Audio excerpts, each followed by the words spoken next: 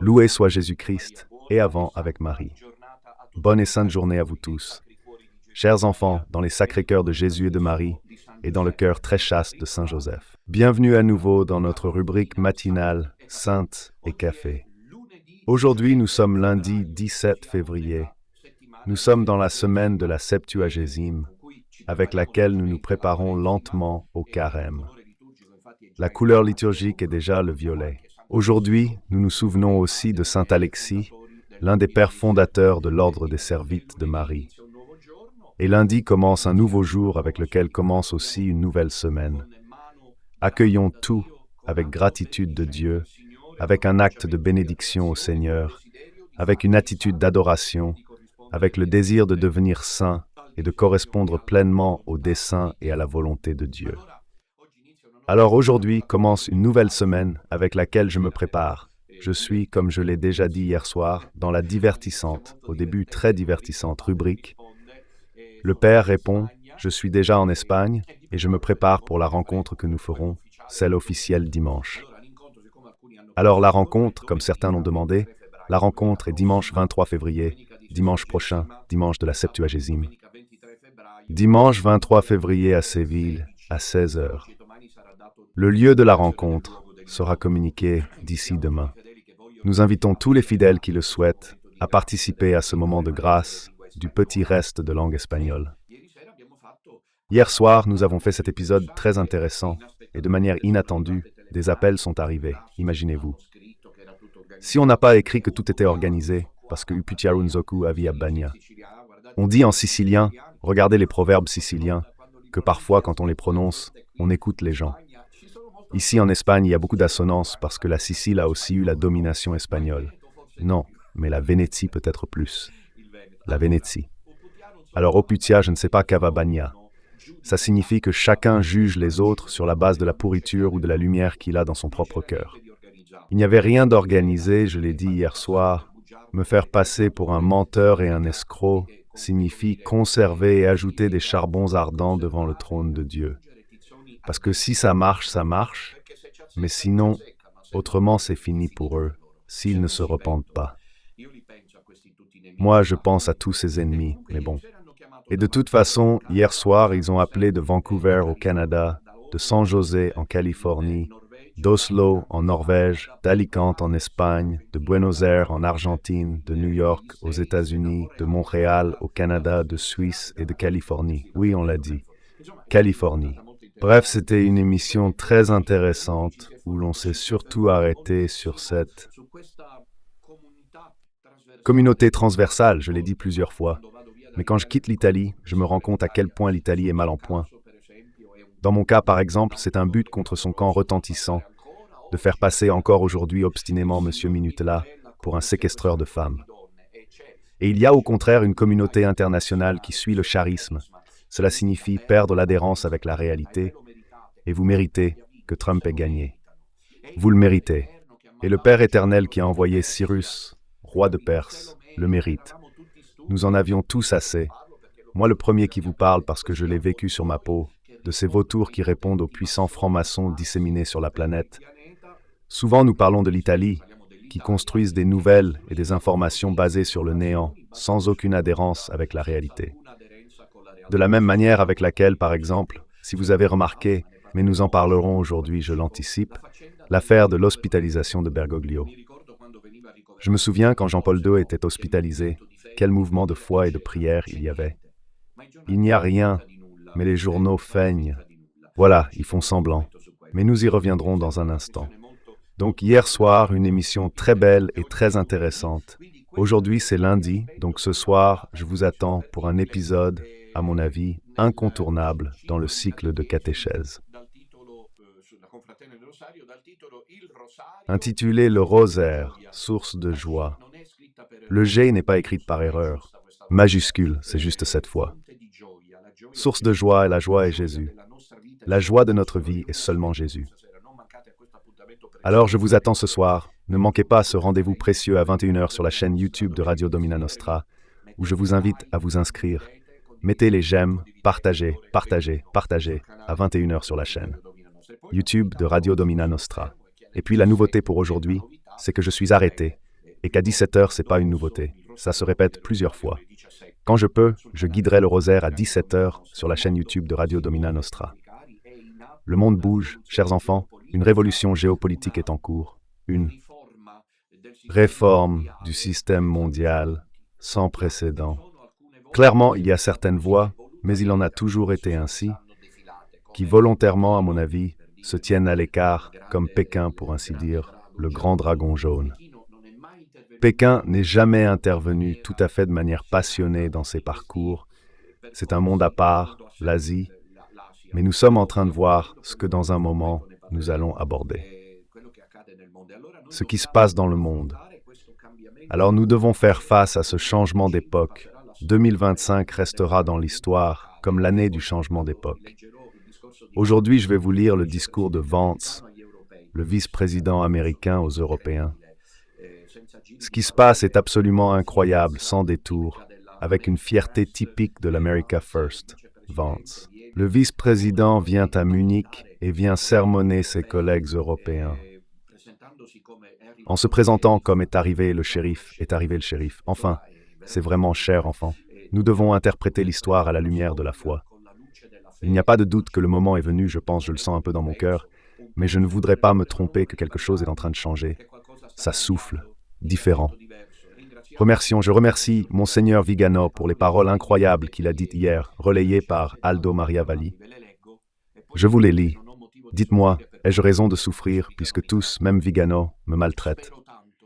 J'espère beaucoup, a dit Monseigneur Vigano, dans la partie conclusive de l'entretien, que le nouveau directeur de la CIA, ce sont les mots de Vigano, voudra vérifier l'existence d'un plan du Deep State. Faites attention, hein. Pour l'élimination de Benoît XVI. Mais enfin, regardez, la marmite est en train d'exploser. Maintenant, c'est le moment où la cocotte minute explose, grâce à Monseigneur Vigano, qui maintient cette chose. Ici, très important, c'est-à-dire parce que si c'est vrai, si la CIA... Veux-tu voir ce que la CIA envoie? Et pas par les malheureux cardinaux. Oh là là, mes chers enfants. Si le bon Dieu est en train de bouger, il fait deux choses. Fait table rase et place Don Minutella avec frère Celestino. La deuxième serait encore plus retentissante, mais il semble que tout bouge tout ensemble, de manière inattendue. Mais j'espère tellement, dit merci. Vigano dit que le nouveau directeur de la CIA voudra vérifier l'existence d'un plan de l'État B pour l'élimination du vent 16, afin d'avoir eu un émissaire de Davos sur le trône de pierre. Ce sont des mots forts.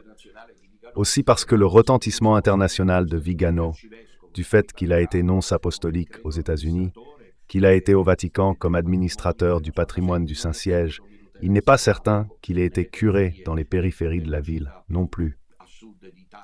Au sud de l'Italie, la plus grande ville au sud de l'Italie, qui est Palerme. Donc je n'ai pas la reconnaissance qu'il a, aussi parce qu'on n'a pas voulu me la donner. Mais le dernier mot n'est pas dit. Je ne le dis pas pour moi, mais pour tous ceux qui m'aiment et qui croient en ce projet.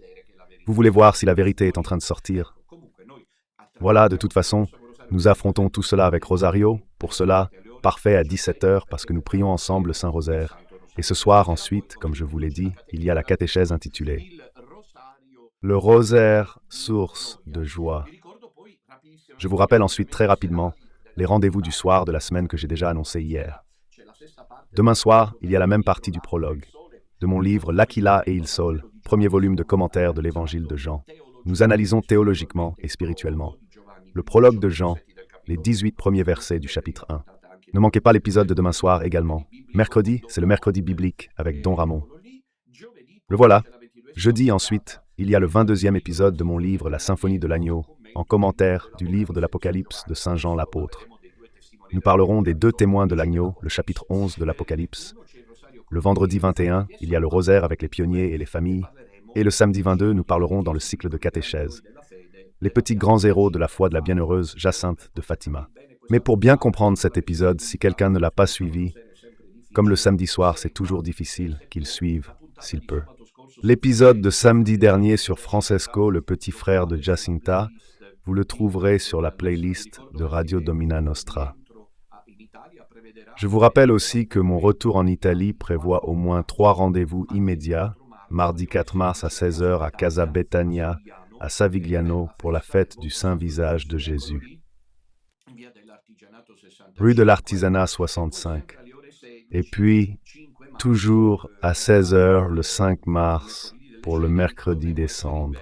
Nous devrions être en Vénétie et le 9 mars, de nouveau dans le Piémont, pour le premier dimanche de Carême. On me dit qu'un bus est en train d'être organisé depuis Brescia et le Piémont pour le mercredi des Cendres. Voilà pour les rendez-vous. Maintenant, passons à la réflexion d'aujourd'hui, qui est vaste, intéressant à mon avis, et que nous abordons, je le répète, avec un regard de foi profond et en tenant la couronne du rosaire entre nos mains. Le titre est « J'ai essayé de faire une synthèse extrême. Voyons ce qui en ressort. États-Unis, Europe, Bergoglio, Trump. 2 points, tout bouge. Voilà, tout bouge. Je pars de cette expression déjà présentée.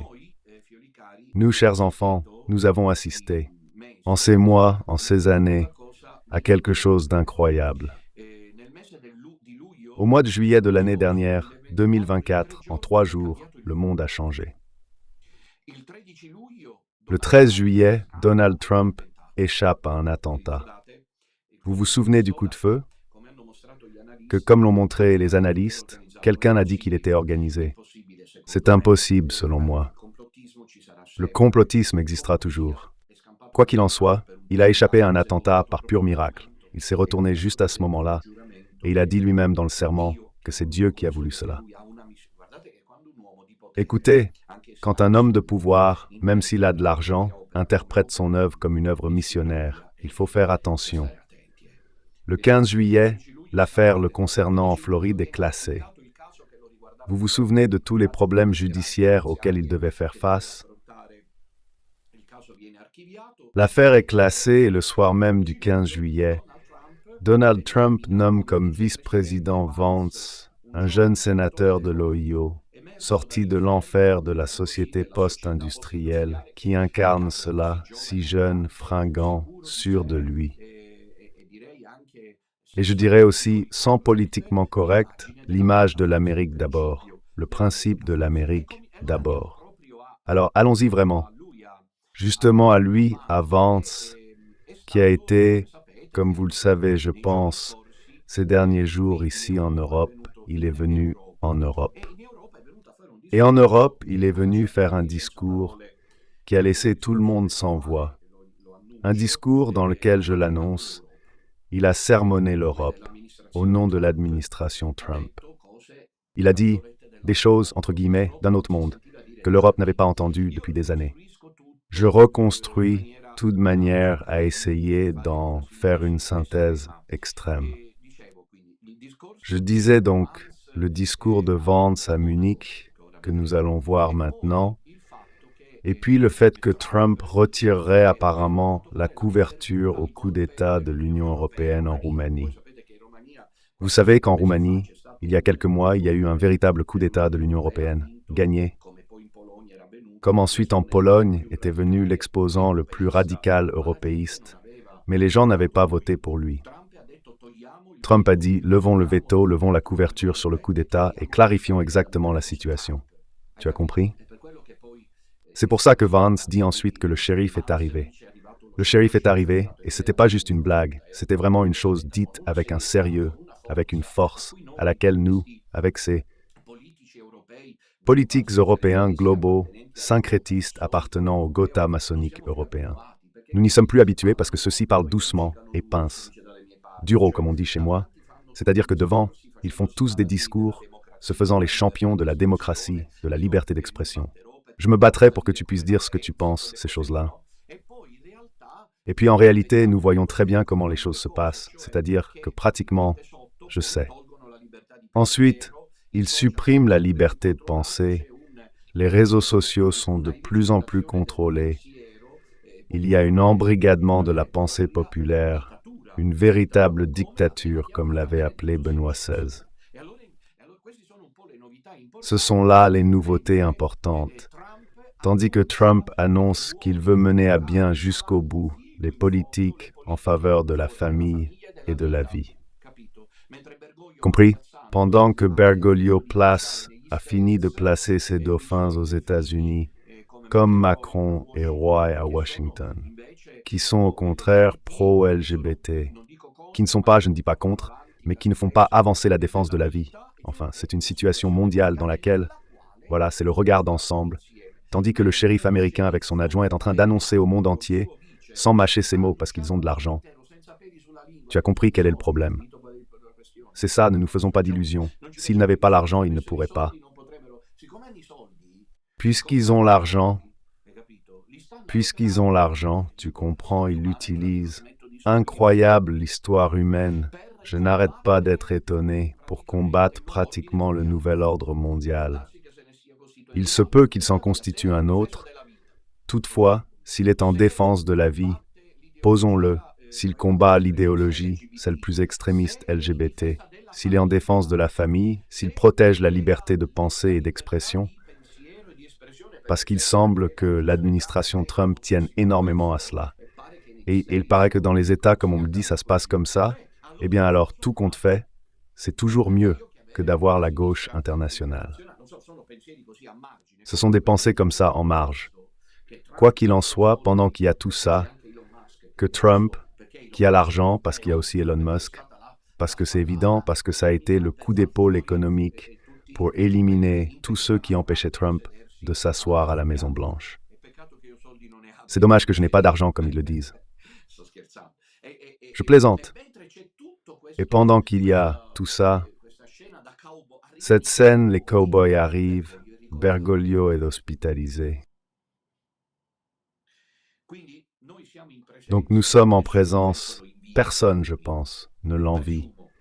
Cet homme-là, je présume, quelqu'un qui a embrassé lucifériennement le pouvoir pour le compte de Satan. Je n'ai aucun doute là-dessus, et je sais combien de haine va me tomber dessus. Je le sais, je le vois, je le vis, mais je ne renoncerai pas à le dire. Et maintenant, nous avons un homme, Premier ministre de Satan, qui s'est assis pendant 12 ans, imperturbable sur le trône de pierre, qui pendant des années a caressé les poupées du projet mondialiste en tant que premier représentant des pouvoirs forts cachés. Ça fait des années que je le crie. Des années. Je l'ai crié dans les pires moments, quand les abaisseurs européens venaient lui apporter le prix, cher Macron, quand les puissants, il y a encore quelque temps, y compris Biden, se sont inclinés devant lui. Alors où est Bergoglio? Il est hospitalisé pour bronchite chronique, paraît-il. Mais où sont les gens? Où est la participation populaire autour du soi-disant pape François? Il n'y en a pas. Vous vous souvenez de l'époque où Jean-Paul II était hospitalisé? Que se passait-il? Il y avait des gens, je m'en souviens très bien, je me souviens que dans les paroisses, ils s'étaient organisés, tout avait été mis de côté, je m'en souviens bien, j'étais séminariste. Dans les années 90, quand il est tombé malade d'une tumeur au côlon, l'Église s'est arrêtée, le monde s'est arrêté, et même s'il était vieux comme le vieux Bergoglio, les gens ont prié pour qu'il ne meure jamais. Regardez avec le grand soleil pourquoi il a été hospitalisé, qu'il y a beaucoup de monde, et au contraire, il n'y avait personne. Il n'y a personne par honte. La chose misérable des journaux est de faire croire qu'il y avait tellement de gens, alors qu'en réalité, il y avait une cinquantaine de personnes, on m'a rapporté. Et donc il y a quelqu'un comme Bergoglio qui justement, pendant qu'en Europe arrivent les shérifs conservateurs, les shérifs défenseurs, je tiens toujours à préciser que je ne suis pas, parce qu'il convient toujours de le dire, en train de canoniser qui que ce soit. Je suis en train de faire un examen géopolitique et religieux de la situation, donc aussi théologique, pendant qu'il arrive qu'il avance à dire ce que vous allez maintenant entendre dire, à citer non pape François. Finalement, ça c'était une claque. Ça faisait des années, on en avait marre avec ces serviteurs évêques, serviteurs de Bergoglio, pape François, pape François, pape François, pape François, pape François, pape François, pape François, pape François. Vient Vance, arrive en Europe, rencontre les pontes, les fumiers. Et qu'est-ce qu'il leur dit? Comme l'a dit Jean-Paul II, Tiens, Vous comprenez comment l'histoire est réécrite. Et ceci alors que Bergoglio est hospitalisé. Moi, je pense que Dieu, le Tout-Puissant, est en train d'agir avec lui, parce qu'il est comme Judas Iscariote, il a vendu l'Église au puissant. Judas Iscariote le marié, lui l'a marié. Moi, je pense. Mais ça reste un discours trop délicat à aborder sur les réseaux sociaux. Ça reste dans le fort intérieur, que Dieu serait peut-être en train de pourvoir. Imaginez quelle grande victoire sur Satan, ce serait la conversion finale du soi-disant pape François, qui dit « Je n'ai pas été le pape ». J'ai échoué parce qu'il est en train d'échouer, dont Minutella a raison. Tu imagines que celui-là meurt en disant « Don Minutella a raison ». Mais rien ne peut être exclu par charité divine. Bien sûr, il est plus facile que le diable récite le chapelet que Bergoglio dise qu'il n'a pas été le pape. Quoi qu'il en soit, nous ne pouvons jamais exclure. De toute façon, c'est un 88 ans, presque 90 ans, tu comprends, qui ne tient pas debout. Est-ce impitoyable? Le monde reste silencieux. Le pape François, mais justement alors que l'histoire décline, elle lui donne un tournant. Les puissants le trahissent et l'abandonnent. Personne ne le suit. Il y a quelqu'un, mais c'est la pauvre gens trompée. Voilà une vieille qui récite le chapelet à Gemelli, croyant en un pape comme Jean-Paul II, le pape de la miséricorde. Elle est dupée par des médias qui ignorent ce que nous avons crié ces dernières années. Voilà, c'est un peu... Je ne sais pas si j'ai expliqué la situation avec aggravation per Bergoglio, car l'Église reste différente de la Maison-Blanche et du Kremlin. C'est-à-dire que pendant que celui-là est là, avec un respirateur, probablement en faisant des thérapies respiratoires parce qu'il a des problèmes de respiration, Bergoglio, et donc il a une bronchite chronique. À 88 ans, il peut aller mieux comme il peut s'aggraver. Au Vatican, ils ne perdent pas une occasion, surtout à travers les réseaux sociaux conservateurs, étoilés, rayés en Amérique, de faire le compte des nouveaux cardinaux. Regardez que ce n'est pas rien pour quelqu'un qui aimait le pouvoir, il est déchargé. Comment va-t-il réagir? Moi, je ne sais pas, je l'imagine, mais je ne sais pas. Quoi qu'il en soit, pendant que Bergoglio se fait soigner, Vance arrive en Europe, comme je vous l'ai dit. Les élites politiques européennes ont été scandalisées par ce discours que Vance a tenu à Munich lors de cette conférence. C'était une conférence sur la sécurité et il a parlé d'une Europe qui marche vers l'autoritarisme, qui, selon lui, si elle ne stoppe pas cette marche vers l'autoritarisme, va au suicide. Et troisièmement, nous, les Américains, si vous ne changez pas de cap, nous ne vous aiderons plus, ce qui est la chose qui les a le plus touchés. Alors, je voudrais vous montrer, parce qu'on m'a dit que c'est possible, qui est Vance. Chacun juge comme il veut, mais contra factum non vale argumentum. C'est le moment du serment de Trump à la Maison-Blanche à Washington, et le vice-président doit aussi prêter serment. Il y a de l'autre côté, comme vous allez le voir maintenant, il y a Obama. Regardez comment l'histoire se déroule. Il y a des pieds qui le regardent. Ce qu'il va faire maintenant, vous allez le voir.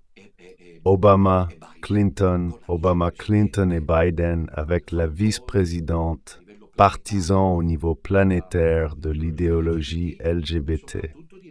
Et surtout, je dirais aussi qu'ils ont œuvré pour la démission du pape Benoît XVI. Le vice-président se présente et regardez, il n'y a pas de son, je crois, ou peut-être que si. Que se passe-t-il? On commente.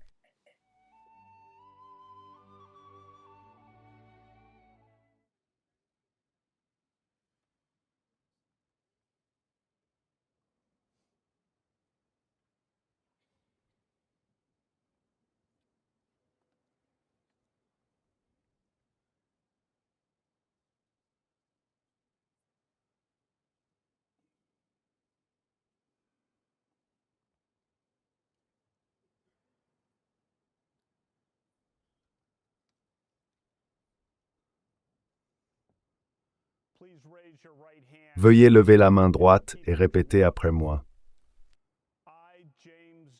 Moi, James David Vance, je jure solennellement Moi, James David Vance, je jure solennellement que je soutiendrai et défendrai la Constitution des États-Unis, que je soutiendrai et défendrai la Constitution des États-Unis contre tous les ennemis étrangers et nationaux, contre tous les ennemis étrangers et nationaux, que je porterai la vraie confiance, que je porterai la vraie confiance et l'allégeance à celle-ci. Et l'allégeance à celui-ci, que je prendrai cette obligation librement, que je prendrai cette obligation librement, sans aucune réservation mentale. Voilà, vous avez vu, je pense que vous avez compris ce que je veux dire, souligner. Il s'est entouré de sa famille. Lui est un catholique. Il a emmené avec lui, je crois que ce sont 3 enfants, avec sa femme. Et même lorsqu'il effectue des voyages internationaux pour le travail, il emmène souvent sa famille avec lui. Il est évident qu'il s'agit d'une confrontation avec le regard apparemment satisfait, mâché, obstiné des démocrates qui ont œuvré à la destruction de la famille. Selon Dieu, d'une Claire avec le regard satisfait. À ce stade, derrière lui, derrière Trump, d'une claire défense en faveur de la famille traditionnelle. Mari et femme et enfants. Que Dieu bénisse Vance pour ça. Indépendamment de ces images-là, cependant, nous devrions faire le tour du monde. La direction a changé. C'est douloureux de voir que pendant des années, la fausse église de Bergoglio a travaillé pour soutenir l'international socialiste et l'agenda LGBT, l'agenda 2030, et ainsi de suite. Mais maintenant, venons-en au discours historique. Différents l'ont déjà défini. Des quotidiens l'ont défini en Italie. En Italie, la chose a été rendue publique, mais un peu à voix basse, évidemment. Mais Meloni n'est pas au gouvernement. Je n'arrive pas à comprendre cela. Heureusement, je ne suis pas politicien, sinon je m'en irais. Mais Meloni n'est pas au pouvoir. Quoi qu'il en soit, les déclarations de fans ces derniers jours ont été très fortes à Munich. Et il dit, nous nous réunissons à cette conférence pour discuter de sécurité, et normalement, nous entendons menaces à notre sécurité extérieure. Je vois beaucoup de grands chefs militaires réunis ici aujourd'hui. Vous entendez le style du discours aussi, sans mâcher ses mots. Mais alors que l'administration Trump est très préoccupée par la sécurité européenne et croit que nous pouvons arriver à un accord raisonnable entre la Russie et l'Ukraine à propos, nouvelles de ces jours, des boucliers, hier, aujourd'hui, surtout hier. Vous entendu la nouvelle? C'est aussi une nouvelle fracassante. L'Europe n'entrera pas à la table des négociations pour la paix en Ukraine. Ce sera une question qu'ils discuteront. Trump et Poutine, ce sont les grandes victoires de l'ours polaire, en attendant. Il n'y aura ni Zelensky, ni l'Europe qui a financé le soutien des armes à l'Ukraine. La mission de Trump est très préoccupée par la sécurité européenne, et nous croyons aussi qu'il est important dans les prochaines années que l'Europe se fasse avant, en grande pompe, pour pourvoir à sa propre défense. La menace qui m'inquiète le plus vis-à-vis de l'Europe, dit Vance, vice-président américain, ce n'est pas la Russie, ce n'est pas la Chine, ce n'est aucun autre acteur extérieur. C'est le recul de l'Europe par rapport à certaines de ses valeurs fondamentales. Mais cette Union européenne n'est pas... Maintenant, il y a les répliques. Le leader allemand, Macron, ils essaient de répondre. Mais enfin, à mon avis, c'était une avancée inattendue. Une Union européenne qui n'a pas tenu compte, comme nous allons l'entendre dire à Vance, je me limite à lire, c'est pas moi qui le dis, c'est Vance qui le dit. Une Europe qui a réduit au silence la dissidence. C'est le retrait de l'Europe de certaines de ses valeurs fondamentales, des valeurs partagées avec les États-Unis. Ce qui m'a frappé, dit encore Vance, c'est le fait qu'un ancien commissaire européen soit allé à la télévision récemment et qu'il ait semblé heureux que le gouvernement roumain ait juste annulé une élection entière. Il a averti que si tout déraille, il en sera de même en Allemagne. Ces déclarations méprisantes sont choquantes pour les oreilles américaines, et c'est ainsi. Regardez. J'ai plusieurs personnes du petit reste américain qui pensent comme ça, et ce sont aussi des Italo-américains. C'est-à-dire que la politique pour eux est beaucoup plus que pour nous. Un instrumentum Dei. Un instrumentum Dei. Pour les Américains, entendre ces choses apparaît et s'ajoute. Pendant des années, on nous a dit que tout ce que nous financions et soutenions était au nom de nos valeurs démocratiques partagées. Tout, de notre politique sur l'Ukraine à la censure numérique, présenté comme une défense de la démocratie. Mais quand on voit nos cours européennes annuler les élections, en fait, ils se réfèrent à la Roumanie.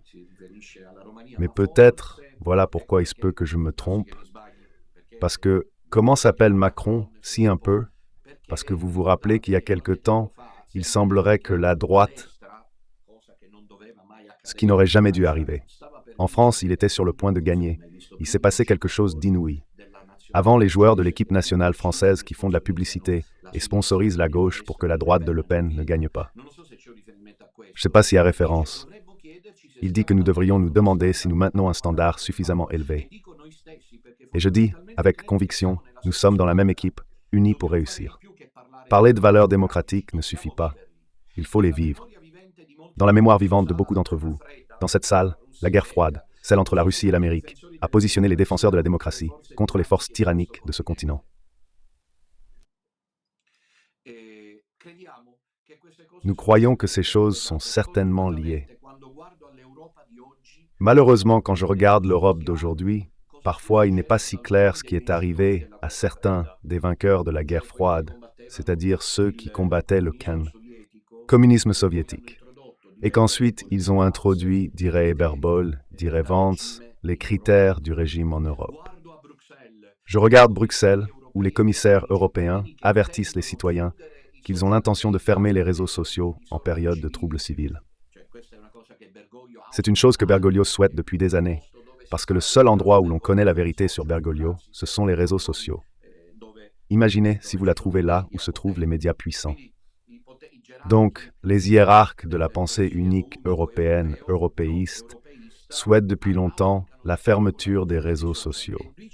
Et Panzer dit que ceci, pour nous Américains, scandalise. Cela nous scandalise, nous les Américains, que l'Union européenne parle de fermeture des réseaux sociaux au moment où ils identifient ce qu'ils jugent être du contenu ou de la haine. En fait, c'est mon sort, non? Que disent mes ennemis? Toi, tu répands la haine. Même toi, Père Bellon. Tu n'as pas la charité parce que quelqu'un dit la vérité, et alors tout de suite, il apporte la haine. Ils te poursuivent et ferment ta chaîne. Donc aujourd'hui, dire la vérité, ou à la limite penser différemment, c'est être porteur de haine. Mais ça, c'est la pensée unique, et Vance vient à dire qu'il est scandalisé par ça. Ou à ce même pays, il parle de l'Allemagne, où la police a effectué des raids contre des citoyens soupçonnés d'avoir publié des commentaires antiféministes en ligne. C'est-à-dire que, comme il y a eu cette campagne féministe, les féminicides et tout ça, et qu'il y a des gens comme en Italie aussi, il y en a qui en ont marre de ça, pour avoir dénoncé ça sur les réseaux sociaux, la police allemande est allée chez eux. Et Vance dit, mais où allez-vous en Europe? Où allez-vous? Et il a raison, il a raison. Je regarde la Suède. Où ça? Il y a 2 semaines, le gouvernement a condamné un activiste chrétien pour avoir participé aux incendies du Coran qui ont mené à l'assassinat de son ami. Et comme le juge l'a fait remarquer de manière glaçante dans son cas, les lois suédoises qui sont censées protéger la liberté d'expression ne concèdent pas de fait un laissez-passer pour faire ou dire quoi que ce soit, sans risquer d'offenser le groupe qui soutient cette conviction. Bref, les chrétiens, ces activistes, ceux qui sont pro-vie, c'est ce que Vance veut dire. En Angleterre, il est interdit à un catholique d'aller devant une clinique où l'on pratique l'avortement pour dire « ce n'est pas mon nom ». On l'arrête. Ce sont des choses auxquelles nous avons assisté ces dernières années, avec une énorme douleur. Tu sais, quand le consensus change, tout change. Quand il y a eu le premier attentat contre Hitler, ils ont été arrêtés. Un activiste communiste soviétique qui se trouvait en Allemagne a été arrêté. Il n'était pas soviétique, peut-être. Peut-être était-il allemand. Il avait des contacts étroits avec le soviet russe. Quand Hitler a décidé de le faire exécuter, il l'a condamné à mort. Il s'est aperçu que l'opinion publique était mécontente de cette condamnation à mort. Vous savez ce qu'ils ont manigancé? Ils faisaient passer un pauvre jeune homme, mamma mia, l'histoire. Un pauvre jeune homme passait à moitié fou. Ils l'ont arrêté et ils l'ont décapité, faisant croire que c'était lui. Ils lui ont fait dire que c'était lui qui avait commis l'attentat et il l'a fait. François, enfin, et Vance ajoute, et peut-être que le plus inquiétant, c'est que je regarde nos très chers amis, le Royaume-Uni, où le recul par rapport au droit de conscience, c'est-à-dire où on ne peut plus exprimer ce que l'on pense, et cela, Vance, Trump viennent nous dire en Europe, mais qu'est-ce que vous devenez? J'espère, Vance, bientôt, qu'il sache qu'un pire sort s'installe dans son catholicisme. Mais laissons le temps au temps, laissons le temps au temps. J'échange avec ma belle-fille pour que ma belle-mère entende, et vice-versa. Il a visé les libertés de la Grande-Bretagne religieuse. Voilà, ici il y a un passage important, ce que je disais il y a un instant. Il y a un peu plus de 2 ans, le gouvernement britannique a cité des noms, ce qui n'était pas arrivé depuis des années. Il a raconté des histoires précises. Il a dit les choses clairement. Il y a un peu plus de 2 ans, le gouvernement britannique a accusé Adam Smith. Connor, qui sait? Un médecin, ancien combattant de l'armée, de mon âge, 51 ans, de l'atroce crime d'Adam Smith. Là, il est un peu ironique de l'atroce crime de s'être arrêté à 50 mètres d'une clinique pour l'avortement et d'avoir prié en silence pendant 3 minutes. Il n'a gêné personne. Il n'a interagi avec personne. Il priait en silence. Mais vous devriez voir les images. Malheureusement, beaucoup d'entre vous ne suivent pas. Vous devriez voir les images de l'auditoire des militaires européens qui l'écoutent. Ils sont bouleversés, ils sont stupéfaits de le regarder. Et à l'écouter, il priait en silence, seul, après que les forces de l'ordre britanniques l'avaient identifié et lui avaient demandé pourquoi il priait. Adam avait simplement répondu que c'était pour le fils à naître, que lui et son ex-petite amie avaient fait avorter des années auparavant. Les agences ne se sont pas démontées. Adam a été déclaré coupable d'avoir enfreint la nouvelle loi gouvernementale sur la zone tampon qui criminalise la prière silencieuse et d'autres actions qui pourraient influencer la décision d'une personne à moins de 200 mètres d'un établissement pratiquant l'avortement. Il a été condamné à payer des milliers de livres sterling et des frais de justice à l'accusation. Cher Vance, vous ne me connaîtrez jamais, mais les voies de Dieu sont infinies. Sachez que je paye des milliers à mes avocats pour me défendre contre des accusations dont celle de séquestrer des femmes, simplement parce que c'est ce que vous... Vice-président, vous parlez de l'Europe, moi je le dis depuis des années de manière égale de l'église de Bergoglio. Maintenant, j'aimerais pouvoir dire qu'il s'agissait d'un cas fortuit, un exemple fou et isolé d'une loi mal écrite, promulguée contre une seule personne. C'est faux. En octobre dernier, il y a quelques mois à peine, le gouvernement écossais, mais c'est un discours qui entrera dans l'histoire. Les Assyriens descendent, mais j'ai presque envie de pleurer. Les Assyriens sont arrivés à Jérusalem. C'est un homme qui défend la famille, qui défend les pro-vie. Cela ne s'est pas produit depuis des années. Puis comment cela se passera-t-il? Cela se passera, je prends acte de cela pour le moment. Nous verrons si ce sont des roses, elles fleuriront. De toute façon, c'est un fait qu'il a dit ces choses. Il dit que c'est un cas isolé, celui de Maman Smith, qui ne...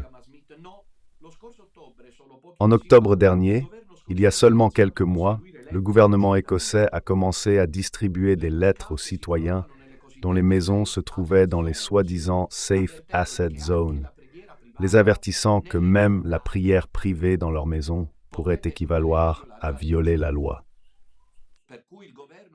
Par conséquent, le gouvernement a exhorté les lecteurs à signaler les maisons où l'on soupçonne une prière pro-vie. Dites par Vance, ignoriez-vous cela? Tant pis, l'ignorer. En Grande-Bretagne et dans toute l'Europe, dit Vance, la liberté de parole, je crains, est en recul. Vous imaginez ce qu'a provoqué ce discours? Que disent les Européens? Il dit vrai. Pro-vie contre l'avortement. Vance ajoute, dans l'intérêt de la courtoisie, mes amis, mais aussi dans l'intérêt de la vérité, j'admettrai que parfois, les voix les plus fortes en faveur de la censure ne sont pas venues d'Europe, mais de mon propre pays. c'est-à-dire une bataille contre les pro-vie, une tentative de légiférer en faveur de l'avortement, etc. Vance.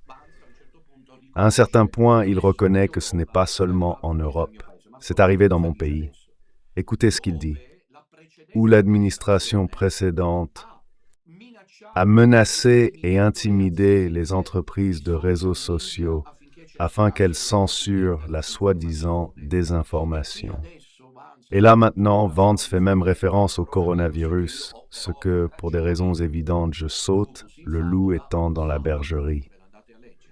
Allez, lire ça. Il est aussi intervenu là-dessus en disant les choses comme elles sont. À propos d'une désinformation des masses, je m'arrête ici parce que je ne voudrais pas. Et j'espère que nous pourrons travailler ensemble là-dessus, c'est-à-dire faire la lumière sur la pandémie. À Washington, maintenant, il y a un nouveau shérif en ville. Et sous la direction de Donald Trump, nous pourrions ne pas être d'accord avec vos opinions.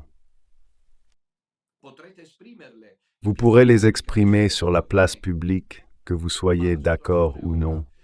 Mais la situation est maintenant à tel point empirée que, en décembre, la Roumanie a directement annulé les résultats d'une élection présidentielle.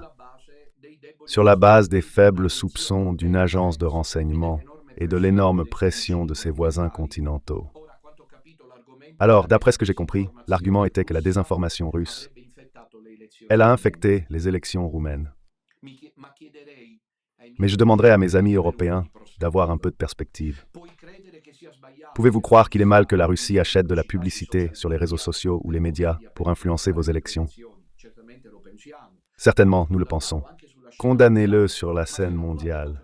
Mais si votre démocratie peut être détruite avec quelques centaines de dollars de publicité numérique par un pays étranger, alors elle n'était pas très forte, pour commencer.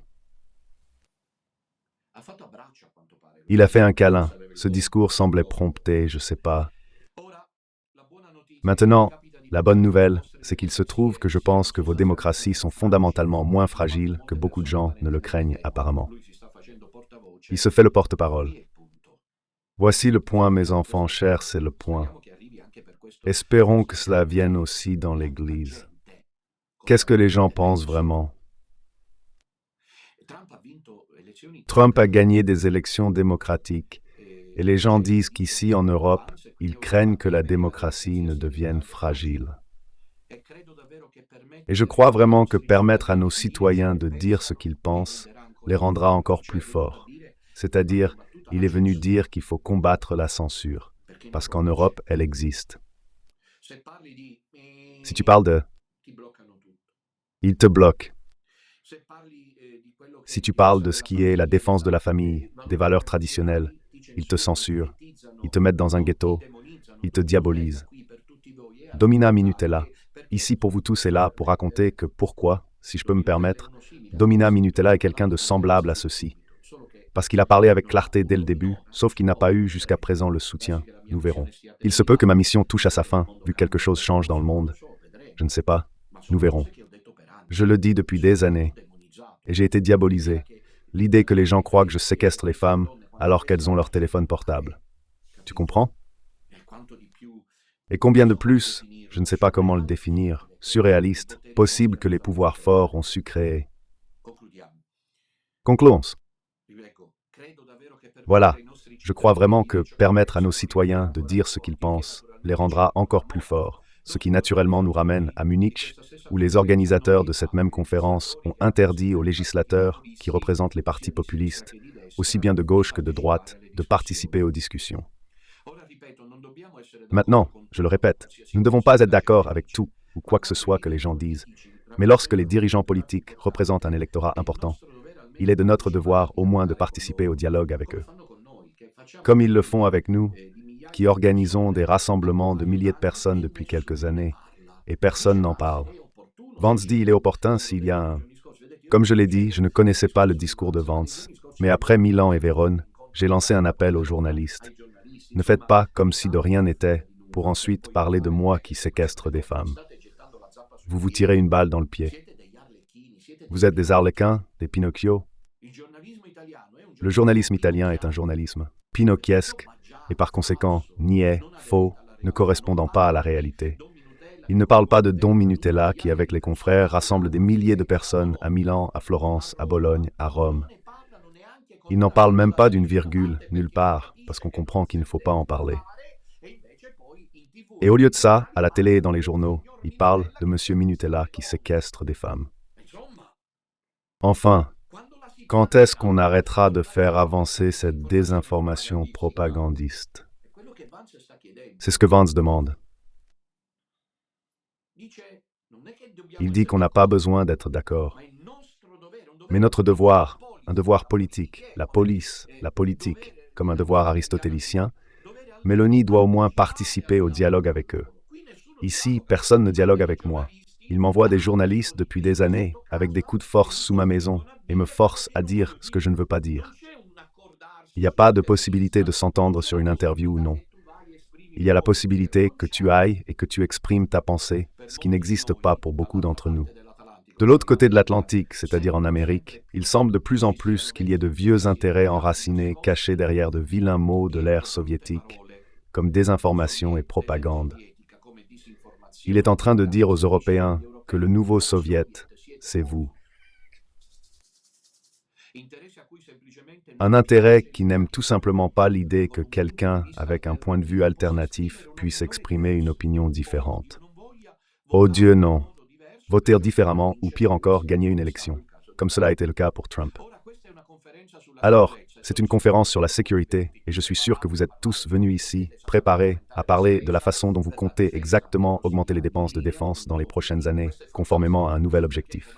C'est fantastique, parce que, comme il l'a amplement précisé, le président Trump croit que nos amis européens doivent jouer un rôle plus important dans l'avenir de ce continent.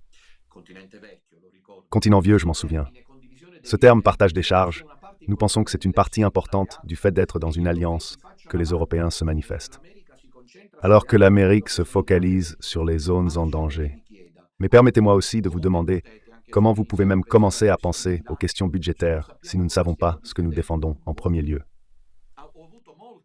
J'ai eu beaucoup de conversations fantastiques avec beaucoup de personnes réunies ici dans cette salle pour vous défendre.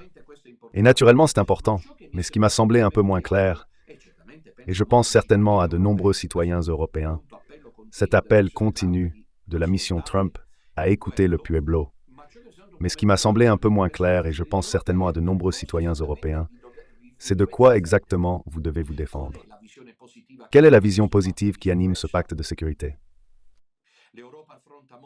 L'Europe fait face à de nombreux défis.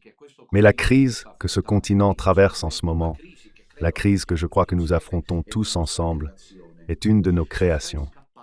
Si vous fuyez par peur de vos électeurs, il n'y a rien que l'Amérique puisse faire pour vous. Ni pour cela, il n'y a rien que tu puisses faire pour le peuple américain qui m'a élu et a élu le président Trump. Mamma mia, quel discours. Il faut des mandats démocratiques pour créer du valable dans les années à venir. Je saute, je conclus. Ici, il réaffirme la valeur de l'élection et ensuite il parle de tous les défis urgents auxquels les nations représentées ici sont confrontées. Je crois qu'il n'y a rien de plus urgent que l'immigration de masse. Aujourd'hui, près d'une personne sur 5 qui vit dans ce pays parle de l'Allemagne.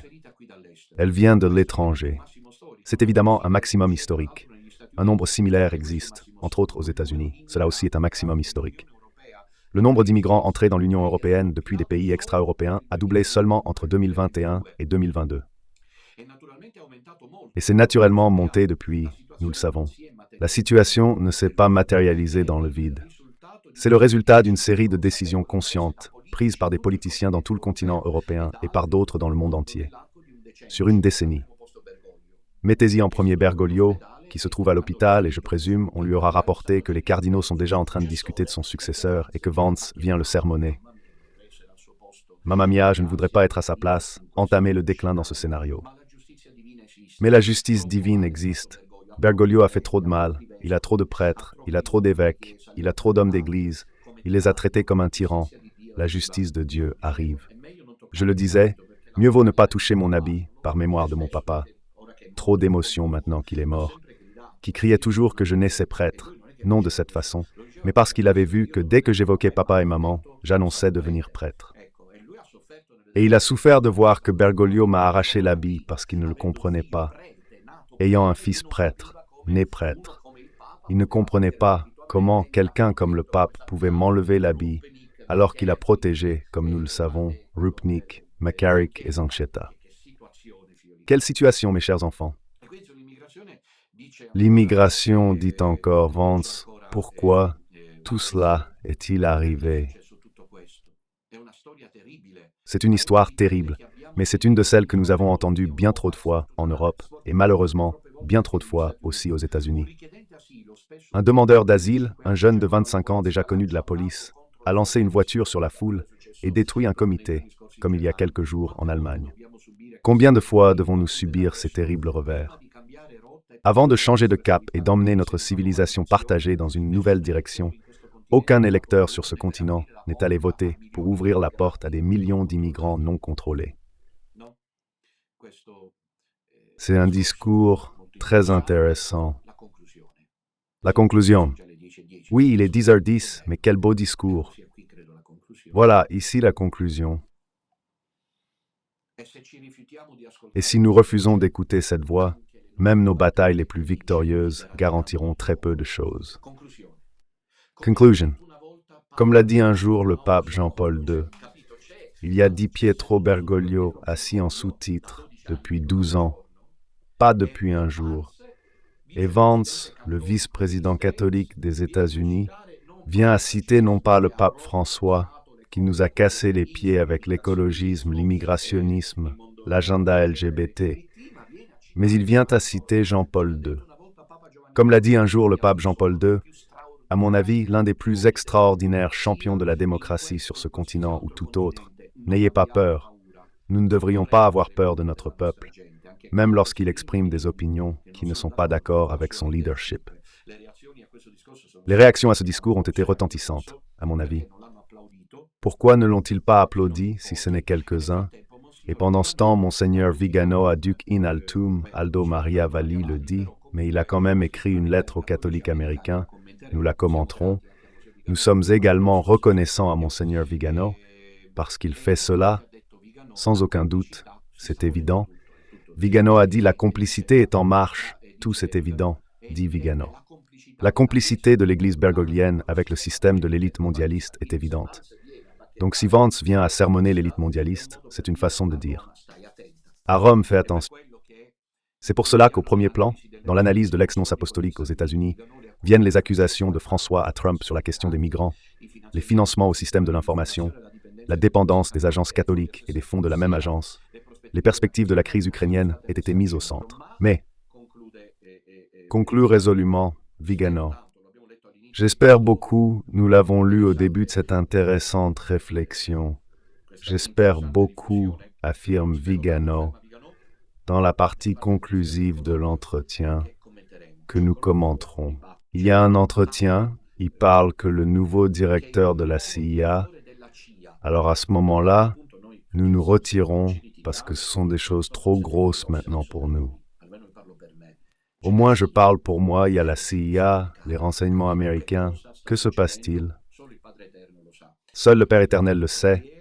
Nous nous mettons en prière, nous analysons les choses pour les fidèles.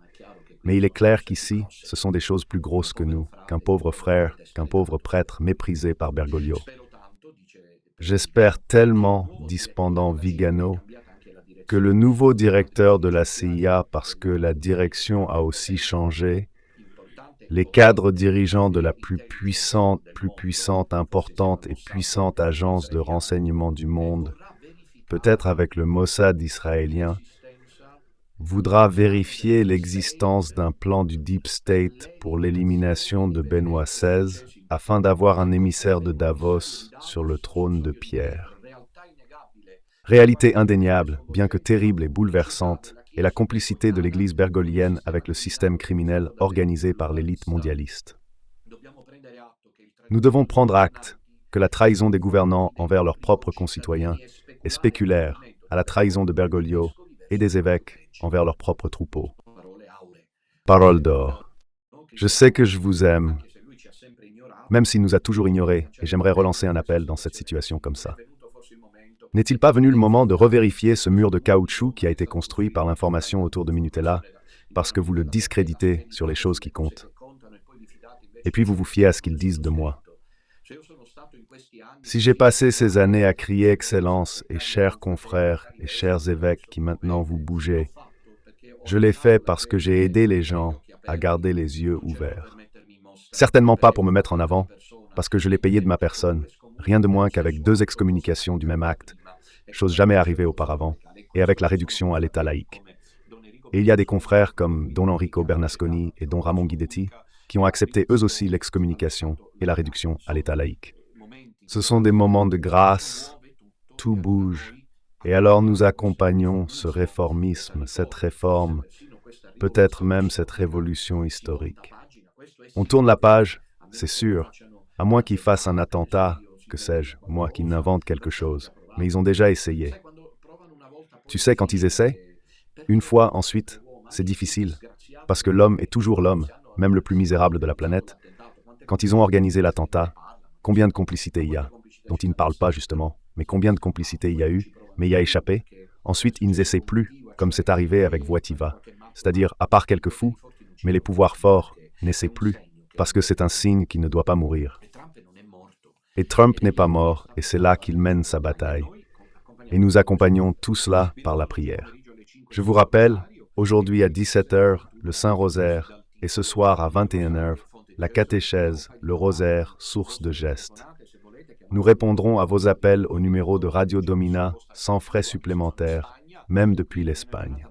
Ici, c'est une très belle journée, avec une température douce, une journée ensoleillée, et on voit bien que nous sommes dans le sud de l'Espagne, qui au niveau de la latitude se situe plus ou moins entre la Sicile et l'Afrique, dans le canal de Sicile. Et puis encore, je vous recommande de soutenir le projet Radio Domina. Vous voyez en description les canaux par lesquels nous aidons.